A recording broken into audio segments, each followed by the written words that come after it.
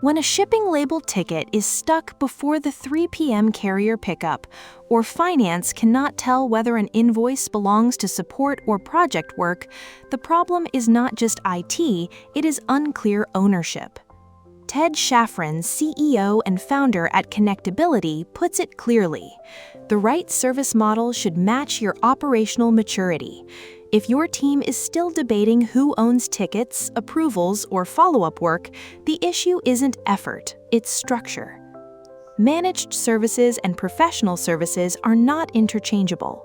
Managed services cover ongoing operations like monitoring, maintenance, user support, and the steady work of keeping systems usable.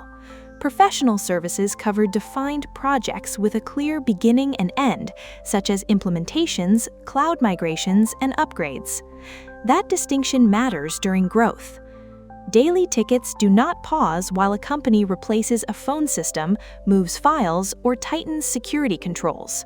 New employees still need laptops, application access, and day-one support, while managers simultaneously need timelines for project upgrades, and finance needs clean separation between monthly support and defined project costs. To keep operations running smoothly, leaders need to map recurring tickets, name scope approvers, separate invoice categories, and plan the support handoff after a launch. The goal is simple. Tickets have a path, project changes have approvers, and costs make sense. If your team is weighing support, project changes, or accountability, read the full article for a practical breakdown of how managed and professional services should work together, and add this to your Spotify playlist so you can come back to it when planning your next change.